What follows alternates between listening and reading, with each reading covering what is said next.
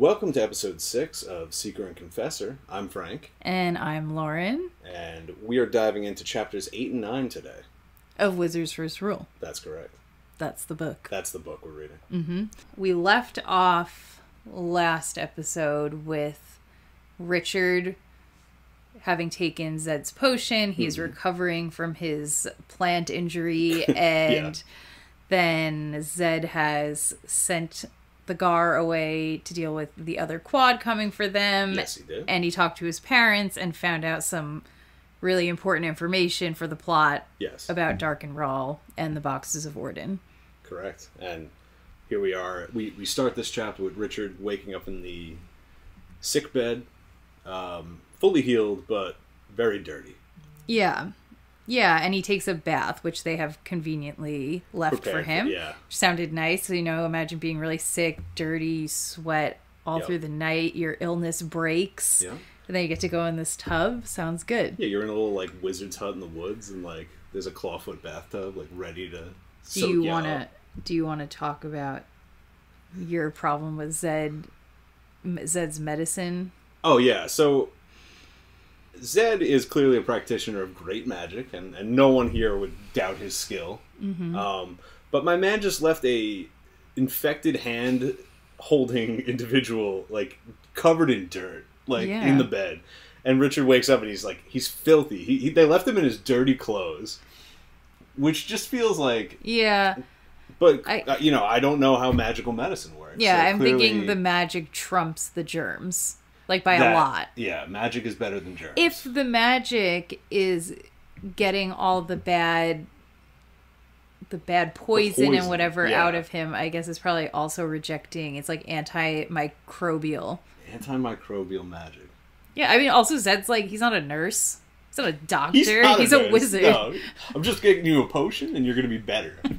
Which is the allure of magic. Yeah.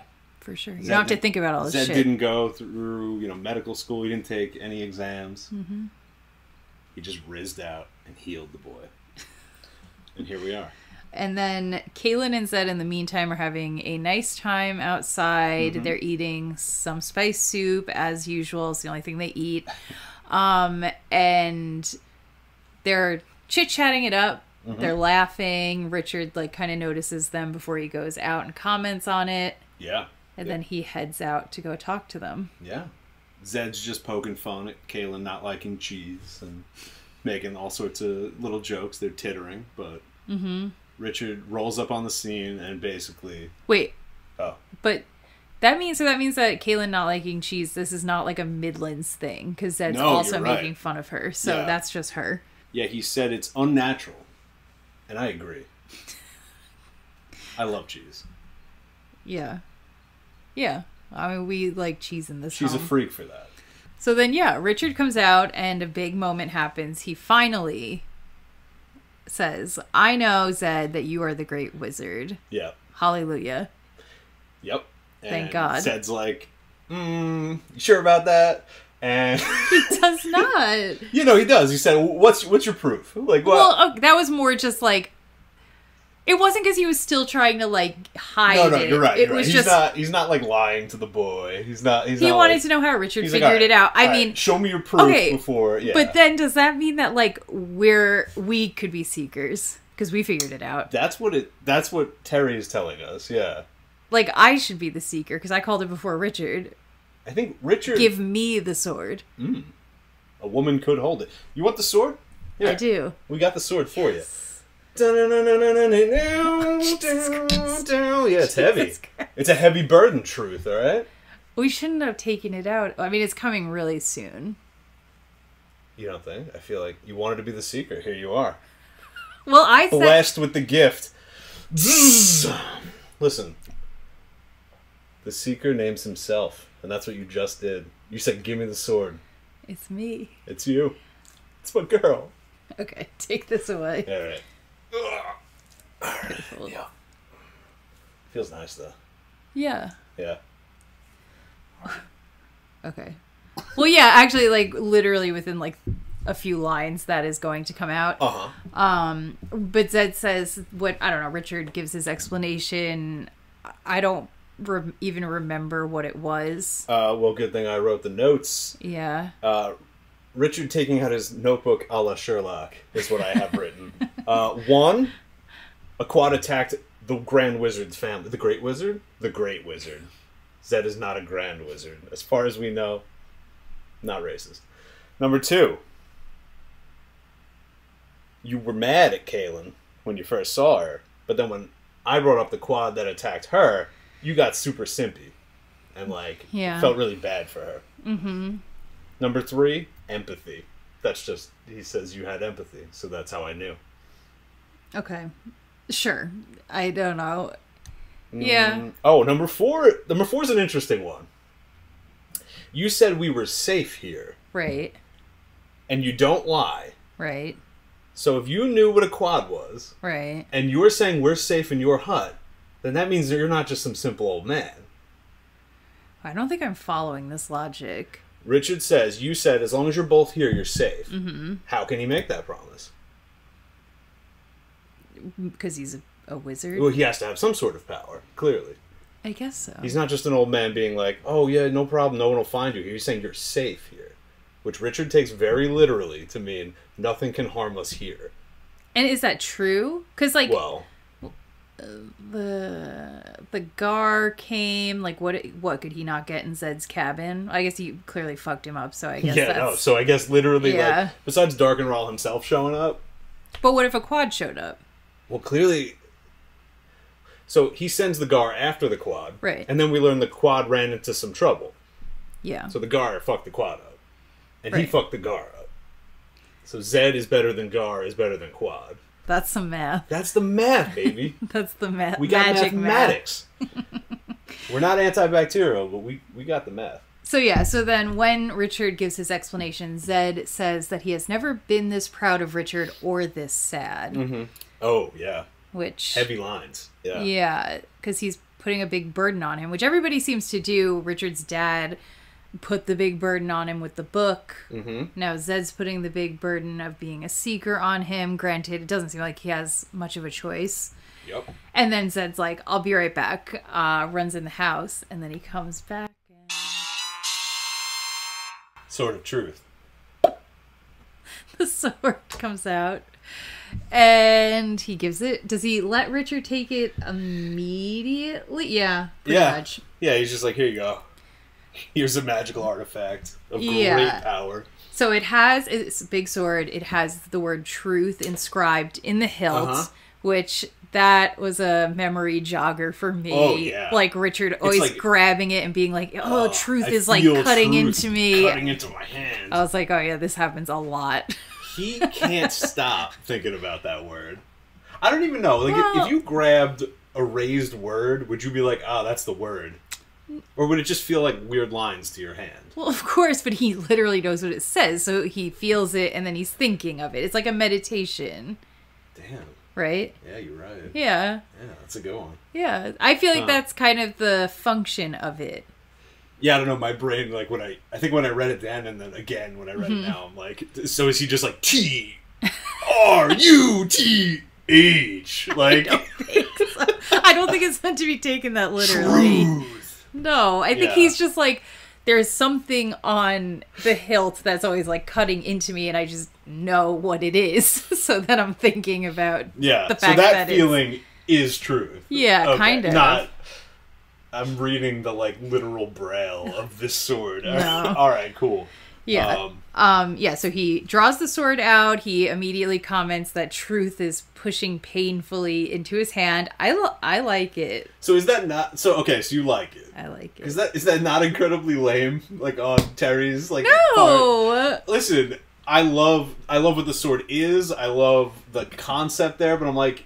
You had to put truth on the handle? Oh, that part? Yeah. I'm talking about, like, it's very on the fucking nose. It is, but, like, that is the function of the seeker. Yeah. I don't know.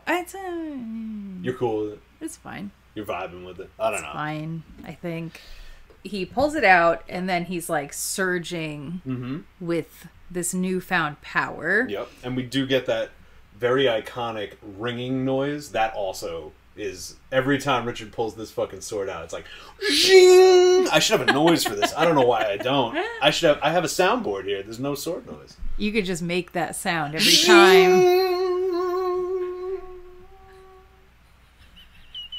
We could also record you and then add it to the soundboard. Fuck! Good idea.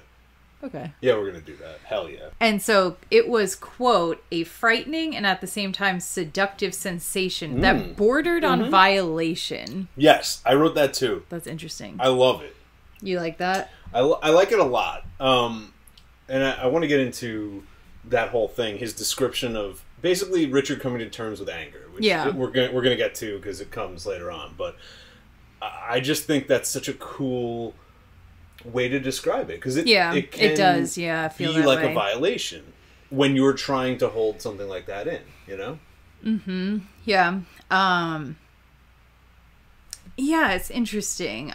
I have to really think about what Terry's trying to say about anger, but I need more time with Richard and the sword and all of that, I think, to come to a conclusion, to decide if I, like, agree with his feelings on it. So far, I don't actively disagree with anything, but I thought that that's an interesting way to feel. I guess a lot of magic might feel that way if it's, like, overcoming you, that, like, yeah, it feels really seductive, it's overwhelming, but the how overwhelming it feels might feel like that's not mine, like, and that's kind of making me uncomfortable. Yeah, it's like taking something from me, or it's like tapping into something in me, without my permission or without my, like, explicit control.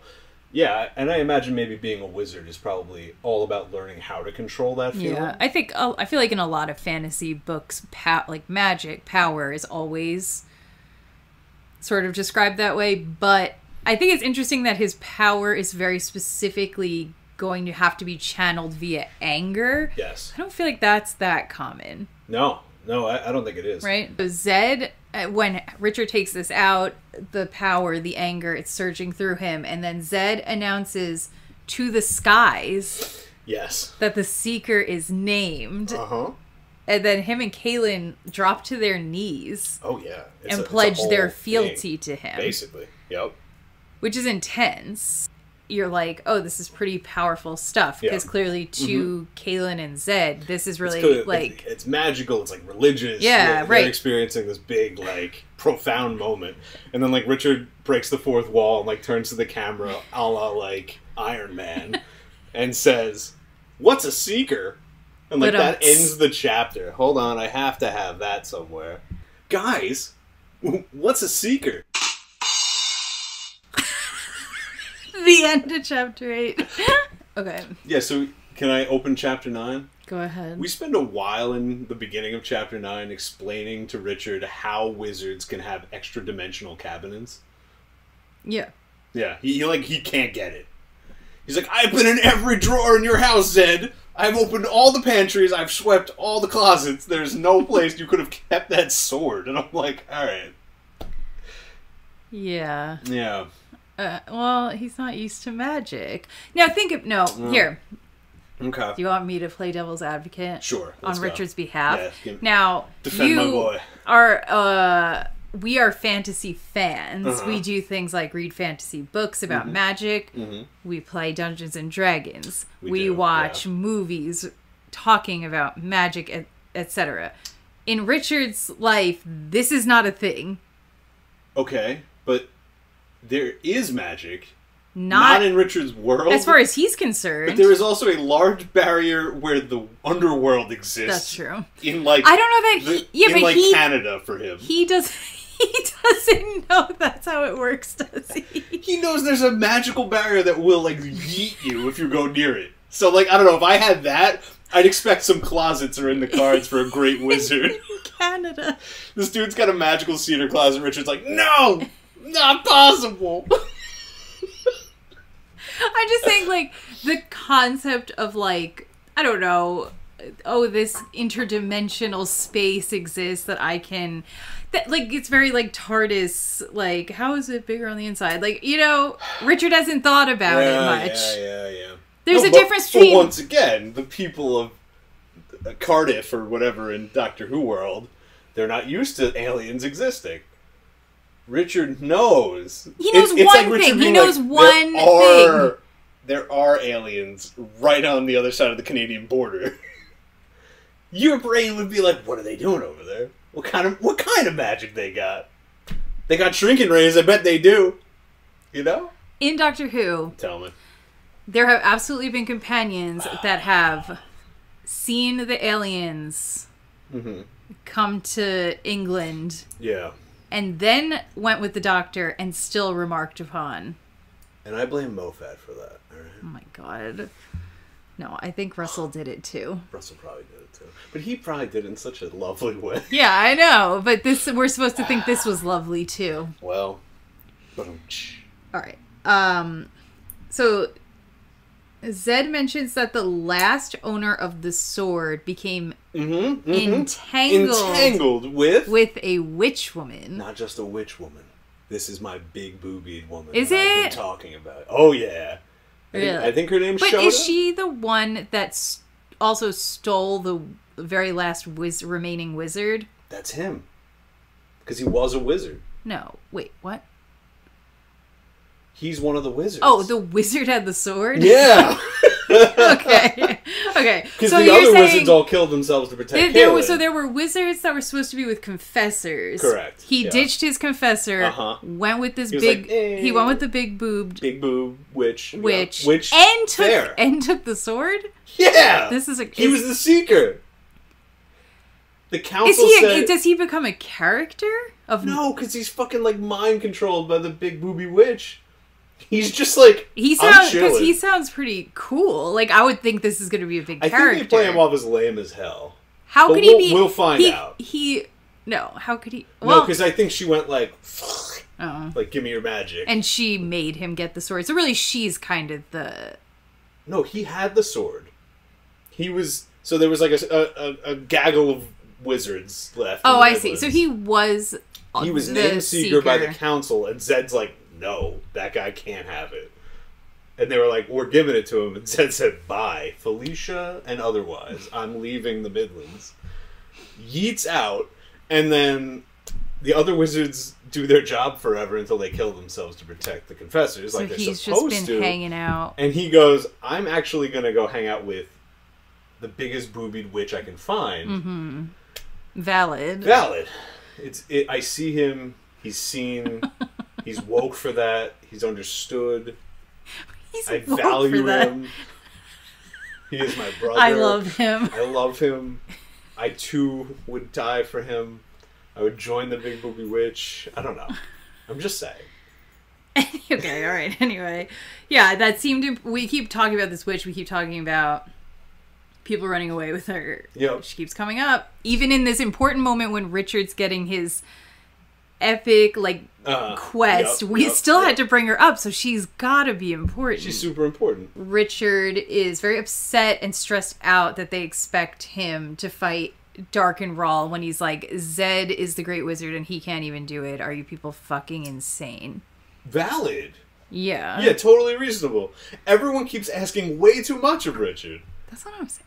Yeah. And that's exactly why he becomes daddy in about 200 pages. That is why.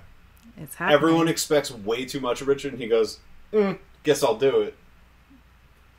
Well, at this point, honestly, every situation so far, his dad with the book, this situation, there are really dire circumstances where I don't know what Richard's alternative would be. But that's why he's the Seeker, because he will do it. He's going to do it. He's going to figure it out. A la Holmes, once again. What is this parallel you're finding between him and Sherlock Holmes? He's the seeker of truth. So I guess in a way. Comes up with a crazy list of things that gets him to the answer, and that's it.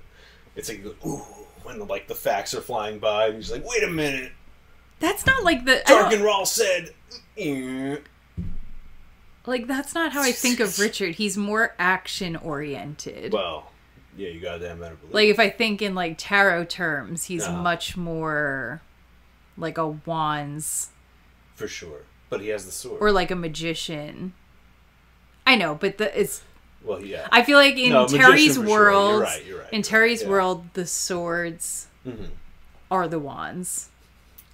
Yeah, Yeah, there's probably some just swords people, but we don't see them yet. Yeah, but like I feel like the Sword of Truth is a wand. Anyway, this is getting like really nobody esoteric. cares Join about. us for our occult podcast. Nobody cares about tarot symbolism. What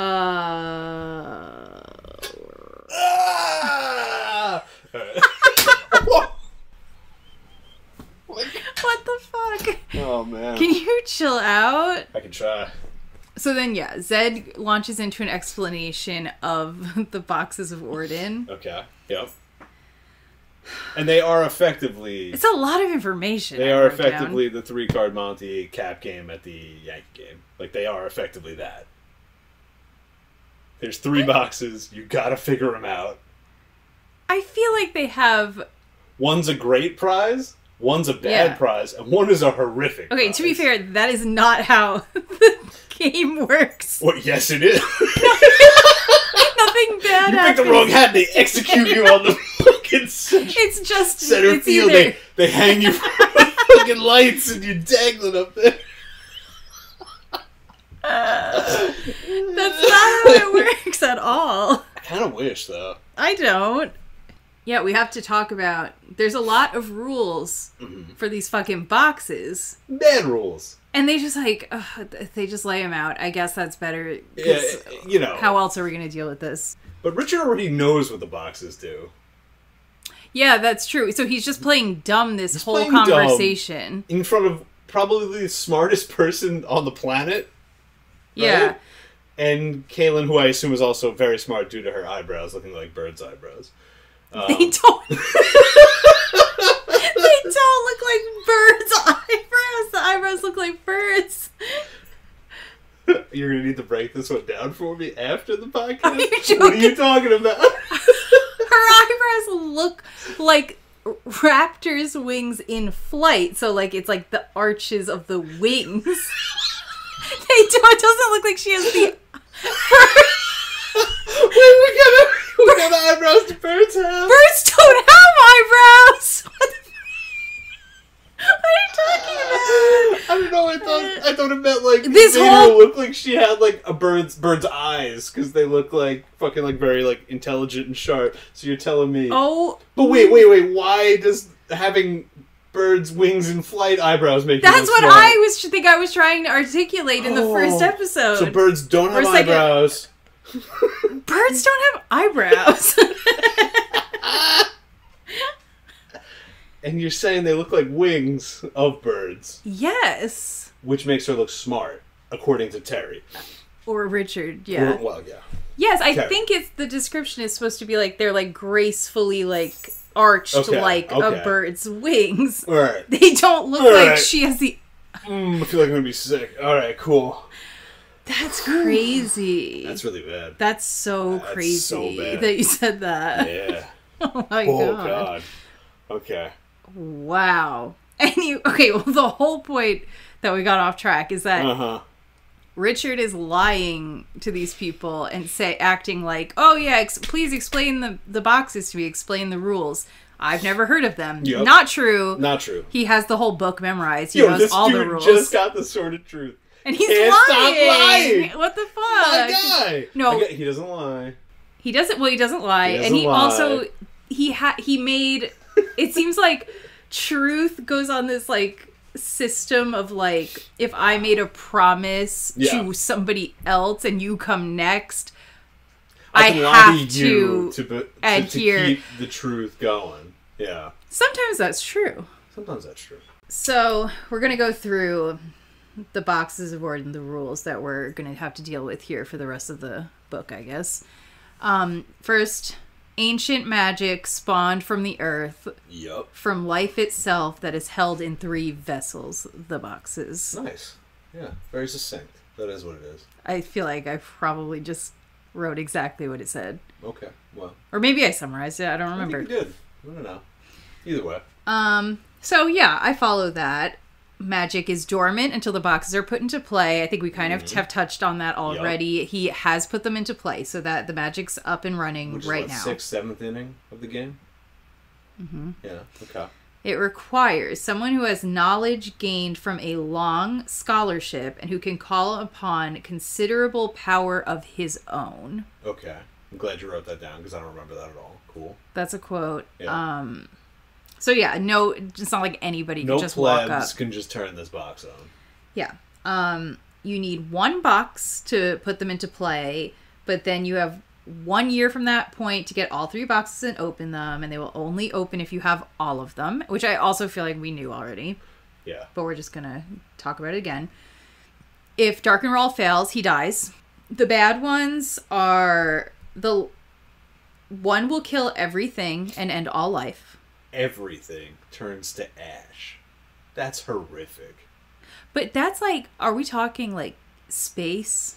Yeah, we're talking like space, I think. Well, I don't know. No, because I feel like it spawned from the Earth, so it's probably just the planet. Maybe you're right. We're not talking about like a universe wipe. All right, never mind.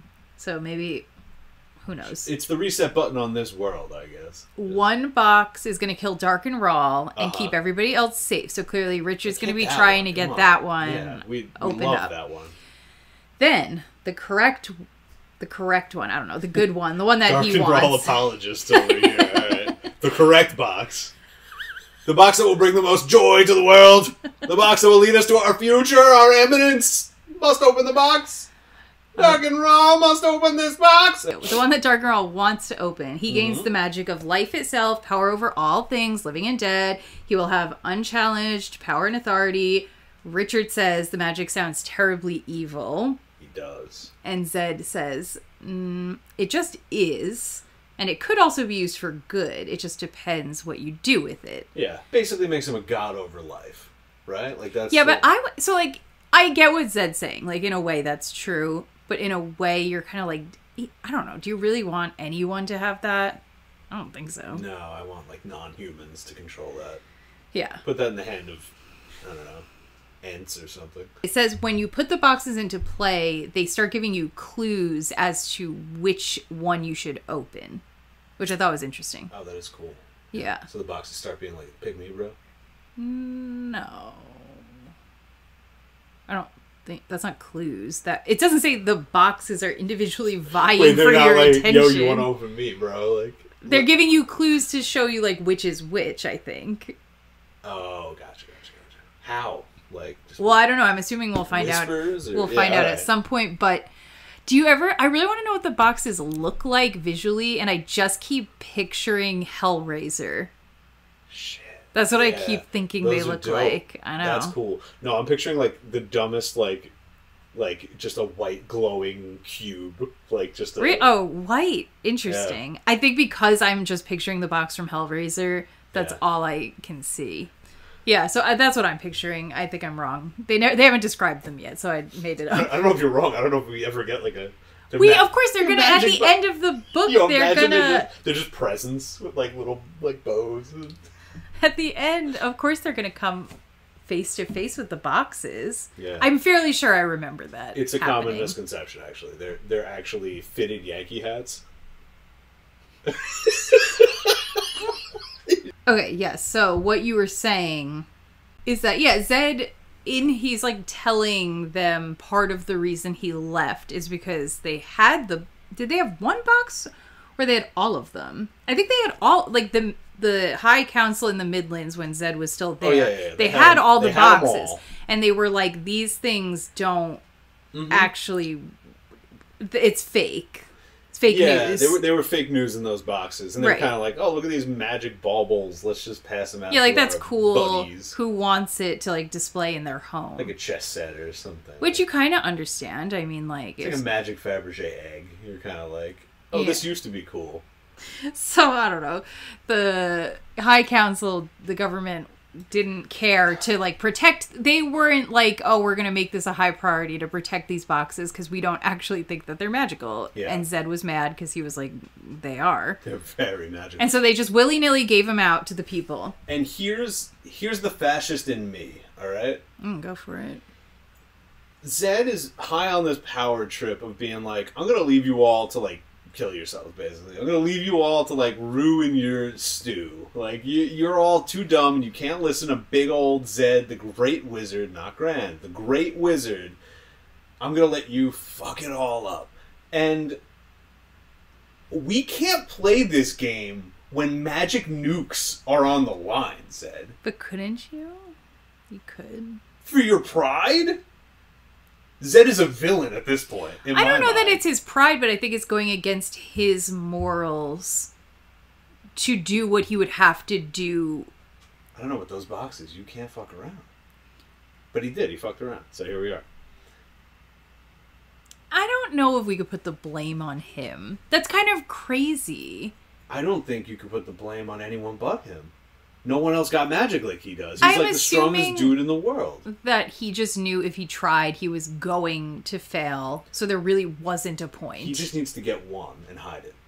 And he didn't even do it. He needed to take one and like bury it in magical Siberia or like find the ocean that we don't know exists. Okay, so this was all Zed's fault. I'm gonna throw a lot of the blame on him if everything gets wiped out, which we know it doesn't. It's not going to. We know it doesn't. But anyway. So I have a quote that Zed says about the Seeker. Okay. It's quote, "A Seeker is a person who answers to no one but himself. He is a law unto himself. The sword of truth is his to wield as he wishes. And within the limits of his own strength, he can hold anyone to answer for anything." Which, that's sounding a little fascist, maybe. You're not wrong. I mean, he can hold anyone to answer for anything? Well, I get I think in the world and in Terry's mind... The only person who would be allowed to do that would be somebody who would not be a fascist about it. Correct. They found the most objective human. That's feeling really... Which now makes sense when Zed's like, you can't just give this sword to anyone. For sure. That is true. This sword belongs to someone I deem to be super good moral character. Mm-hmm. I guess because he's such a great wizard, he knows who that is. Mm-hmm. But yeah, this is clearly a very powerful position to hold. The thing is, the Seekers have no rules. They make up their own journey. Mm-hmm. And like Zed made it sound like every Seeker's a little different in the way they handle this. Yeah. So Seekers have no rules. Wizards at least have one rule. We know that. We know they have more than one. We have at least one rule. So it's sounding pretty good to be a Seeker right now. Yeah. Yeah, no, not really. It's not sounding good. No, because there's no rules, but all the responsibility. Yeah. So, that's actually the worst. Oh, yeah. You want a little bit more of a structured work environment. Absolutely. Don't leave that up to me like that. Oh, I'd be having a great time. That's why you're the Seeker and I'm the Confessor. Correct. That's exactly why. Zed says he knows it is vague, but it is like all power, which is to say it's up to the person using it to decide how it works, which, life, kind of true. True. So then Richard asks if the Seeker is an assassin. I feel like that question, it comes out of nowhere. It was so weird. Yeah, I have a quote, "I will not be an assassin." It's like... Well, no, because Zed replies and he's like, some of them were. That's the direction some took it in. Uh-huh. And Richard's like, hell but not me. No. Not me. So then Zed says that Richard has to figure out how to get them through the boundary.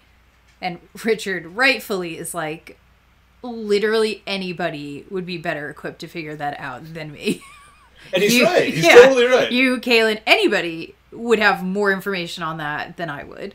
And they must cross it, but not go through it. Yeah, if they're they putting... go through it, Darkenwell's going to yeet them. That's what they say. So Richard needs to figure out a way to do a magical task prior to ever learning any magic. Well, whether or not it actually is a magical task remains to be seen. True. He could build a catapult. That exactly. And launch them over. We could come up with something crafty like that. I'm assuming that's what they're hoping for. Yeah. And so then we got Richard's kind of on the fence still about this whole secret thing. He really is, yeah. And then Zed pulls out the worst trump card, the most diabolical bit of information this was horrible. On his boy. He goes, "Kaylin, tell him about what Darkenwell does with that wicked curved blade." Yeah, because Richard's like, I don't know if I want all this responsibility, my God. Yeah. And then Zed's like, if I emotionally abuse you right now, I bet you'll do it. I bet you will. I'm gonna lean right on that fucking fresh wound of your dad dying. Yeah, and then Kaylin's like really upset telling him this. Yeah. And she actually holds his hand while she tells She's him. sweet. She's real nice about it. Yeah, but to be fair, I guess they have to like impart how horrible he is. Although like all of Earth dying is like already, the stakes are already fairly high. Yeah. And she explains that Dark and Raw uses Anthropomancy? Anthropomancy, yes. That's what I'll call it. Which is reading entrails by cutting people open, and it's sort of like reading tea leaves. Like you disembowel them, the entrails come out, and then you like look to be like, ooh, what am I seeing in here? Like runes or something. He gets deep in those guts, you know?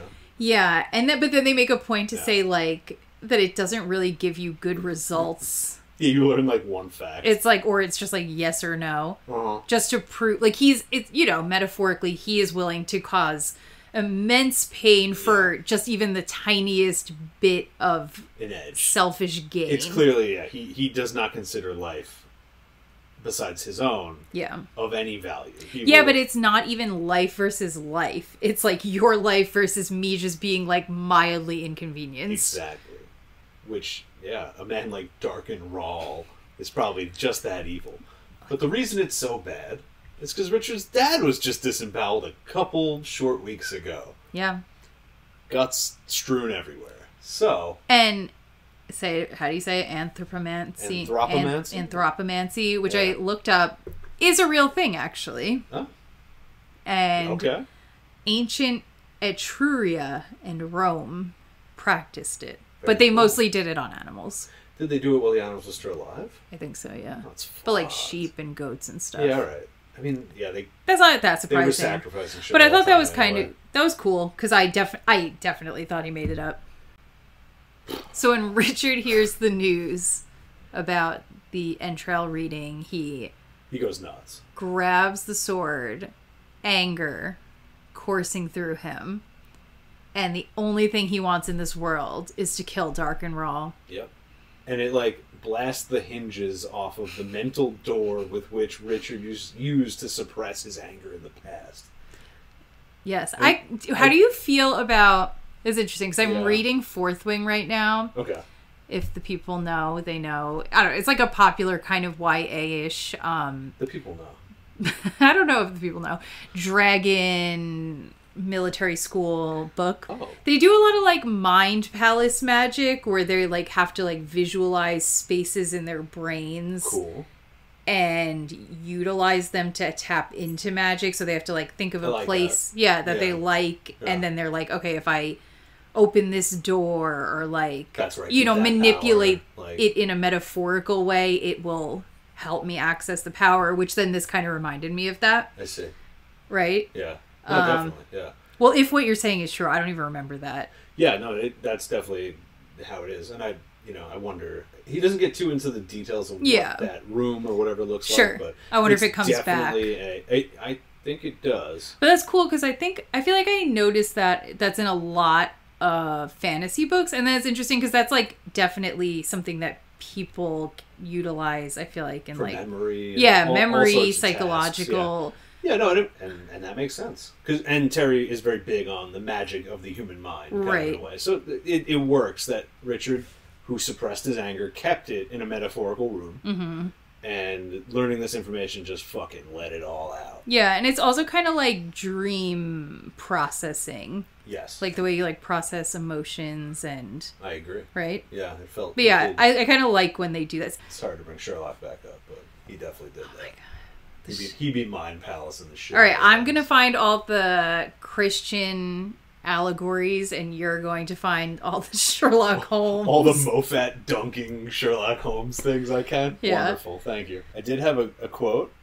So yeah, he goes nuts. He's so super angry, like glowing with anger. Yeah, and then what does that do? Do you remember? Or did you write it? I did, but I have a really good quote from Richard's anger. Go for it. Lucidity became dross in a cauldron of molten need. Wow, that's kind of nice. That's a nice line. Yeah, that's nice. Terry fucking killed that one. Lucidity became dross. What is... In a cauldron of molten need. Dross means, like, inconsequential. Like, just nothing. Yeah. So the lucidity, the clear-headedness that he has tried to live his whole life meant nothing. Right. Next to how much he needed to fucking kill Dark and Raw in that moment. Which, fair. Yeah, fair. Totally fair. Not even if you just gutted your dad. He's trying to, like, wipe out your life. But sometimes you need something a little closer to home. To really, exactly. Like, stir those strings. Yeah, so then when Richard is, like, filled up with this big rage moment, Zed actually does. He is like, all right, calm down. Yeah, chill. Richard does calm down a bit, but he's still feeling rage. Yeah. And he says that he felt liberated, unafraid, and unashamed of his temper for the first time in his life. Yes. Liberated, unafraid, and unashamed. Which would be nice. And I have deeper feelings about how this relates to, like, some aspect of masculinity. Yeah, I think that's a big part of it. I think that, yeah, Richard is... he's coming of age, but he's still, like... He's older than that. Like, that's the vibe I get. He's not 16. Yeah, he's 20-something. But sometimes it's like because I that. think of his mother dying and all these things and this burden of the book on him, sure, he's almost, like, suppressed. Yeah, because it's like, you see... Granted... Chase is old, but I was like, the only person he's hanging out with, like, has a family, has children. It doesn't feel like Richard was even anywhere near going down that path or looking for it. No. He really was just doing his little teenage bachelor boy. If he could be playing Halo, I think he might have been playing Halo. He would be playing Halo, absolutely. Yeah. And he'd be good. The book is about truth, and the book is about finding truth. Your truth, a universal truth, all of that. And up until this point, Richard has probably seen things in his life that should have angered him because of what he knows and what he analyzes and who he talks to. But he wasn't allowing himself to get upset about it. Yeah. And he felt ashamed of that. And now seeing, I think, the clear line of what evil is, what badness is, broke his ability to chastise himself for anger about things that he knows are wrong. So, because... when Zed tells him to calm down, and then he does, Zed says that was the final test. Yes. That he couldn't be a seeker if he couldn't access his anger. Because clearly, I guess that's, like, a big part. It's, like, what the sword does. Yeah. But he still has to be wise with his anger, and it's not going to be the solution to all problems or all, like, aspects of issues. No. Yeah. Which, that would be really boring. If the whole book was just, we give you the anger sword and your whole... Richard's just a berserker after that. And well, so everything up until that point, those are the skills he needs to be a seeker. Yeah, exactly. But he needs to be able to swing that sword when necessary. Swang. Swang that thang. If Richard can't swang that thang, then he ain't got nothing in the seeker realm. But going back to what you said about tarot... Very interesting. Oh God, we're bringing it back. Anger is very wands. It is. That's exactly. Richard's really a wands fella. He's the king of wands. He's eventually. Now he's the knight. Oh, he's big knight energy right of now. Wands. Yeah, that's true. That's true. So he needs to be able to pump that fire. Is the hermit, and Kaylin. Oh my God. Is, I guess, the high priestess. Probably. Or the world. What's Dark and Raw? Dark and Raw is... I need to, like, know him better. What else you got? Zed says that magic is a tool and, quote, a honing of intent, which I liked. I just like that description of magic. I think that's, like, in almost every iteration of magic, that's kind of how it functions. Except for, like, Brandon Sanderson, where magic is chugging a vial of lead liquid or something, you know? No, that's not holding of intent. Yeah, it is. Maybe Atium is. No, because he's saying magic is a tool, meaning like if Vin does take whatever metal or whatever, chugs that copper cloud. Yeah, exactly. she is using that as a tool towards an intention. So if she's trying, you know what I'm saying? That is always true. I see. Yeah. Yeah. And that is, once again, tarot. So, there you go. Don't be rude to Brandon. The Brando Sando is king of this household, apparently. It's okay. Happy wife, happy life. Yeah. Be nice to Brandon Sanderson. Yeah, I've been... And I know that you really want to do it, so why don't you go ahead and you can read us the last line of the chapter. Shing. Show me how the magic works, wizard. Okay, that's where we'll end today. See you guys in 2 weeks. Thanks for watching. Bye. Bye.